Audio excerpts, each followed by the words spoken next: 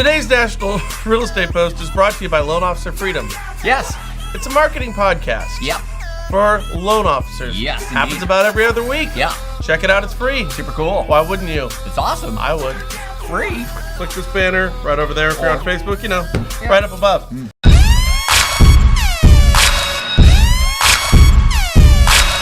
Now on with the tantalizing show. Wells Fargo.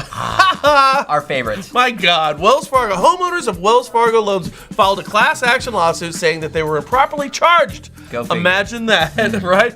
It's alleged that Wells Fargo employees were instructed to sit on paperwork, which led to late fees. Give me a break. Now, okay, exactly. Okay, so how would these homeowners ever be in a position to know if a manager instructed these loan officers to sit on paperwork? They would never be in that position. Maybe, possibly, it was just a lazy or a shitty loan officer. Yeah, that could be it. I mean, whatever. Anyway, this suit goes on to say that Wells Fargo is guilty of violating TILA and RESPA, and earlier this month, Wells Fargo disclosed that the Consumer Financial Protection Bureau was investigating the fees the company charged to lock in interest rates for delayed mortgage loans. Now, what the CFPB doesn't understand here, Frank, is sometimes your borrowers don't get you your paperwork exactly when you ask them, but True. more on that later. So they were blowing through locks or they were mismanaging their locks. You know the saying, guys, lock it, dock it, put the money in your pocket. High five. That's right. Why anybody right now would float a loan today makes absolutely zero freaking sense. It's not like a loan officer's compensation is going to change and get better. Guys, listen, girls, listen. If you float, you either one, do what you said, which is secure a better interest rate. I'm assuming that's why you would float. Or you two, you screw the whole thing up, rates go up, and now you've got a pissed off client. Rick, have you ever heard the expression, the customer is always right? Yeah. Yeah, well, here I am, the customer. Where is the upside in this, Frank? There's a lot of feelings behind locking or floating or whatever, but it's true. One of my first mentors said, there's only 3 things that can happen if you don't lock a loan. They can stay the same, go up, or go down, right? 2 of those things say, you might as well lock the deal. Right. So anyway, the class action stems from a guy named Victor Muniz, who claims he had to pay $287.50 for an extension. Okay, now I want you guys to think about this for a second, right? Because this is scary. A guy paid for an extension.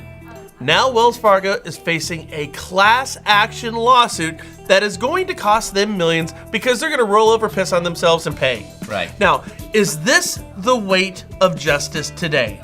Now, imagine your company.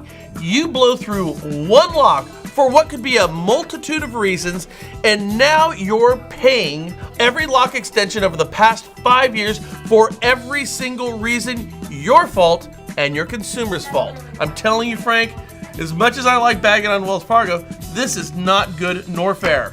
I'd have to agree with you.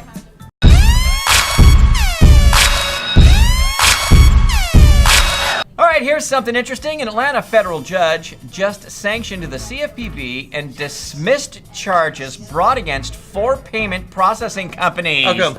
Well, because the judge claims the Consumer Protection Agency willfully violated his repeated instructions to identify the factual basis for its claims against multiple defendants. Right. Interesting. Now, the story also chastises the agency for its willful failure to make a knowledgeable witness, did you hear that? A knowledgeable witness speak on behalf of the agency at depositions sought by the defendants. So, the CFPB couldn't find a knowledgeable witness to speak on behalf of the agency in the case. That's bad.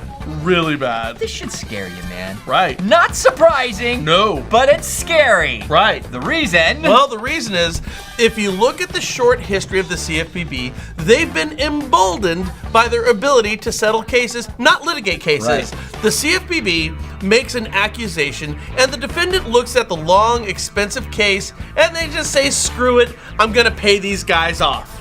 Then the CFPB puts out a statement, grandstands and says, well, this is working. Let's try it again and again and again and again. Yep. And in this case, you don't need a knowledgeable witness, right? Well, right, but that's the scary part. So if the CFPB can't provide a freaking knowledgeable witness, that's bad. If they can and they don't choose to, that's even worse. Those are the only two options on the table here, guys.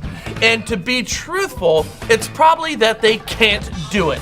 And if you disagree with me, all you need to do is look at the CFPB's recent article on reverse mortgages. And what you're quickly going to figure out is the CFPB's reverse mortgage expert has at best a limited knowledge with short-sighted conclusions that actually, get this, hurt consumers. Yeah. Know before you owe is bad when you don't know what you're talking about. That's true. You got to know what you're talking about. So again, sanctioned. Yet another blow to the CFPB. All it took was for a couple of defendants to put their foot down. Keep it up, man. Wells Fargo, give it a shot one of these times. My God. Yeah. My God. Let us know your thoughts on today's show in the comments down below. We really appreciate that. Do us a favor, forward and share. If you're on Facebook, just hit the share button. It's super easy to do. And subscribe for free on Facebook. There's a link right above. And if you're on the website, big orange button right up there in the right-hand corner. You guys have a great day. We'll catch you later here at the National Real Estate Post. I mean, the bully's going to keep punching you till you punch back. That's right. Hey, we're thinking of you, Houston. Yeah, we are. See ya. Later.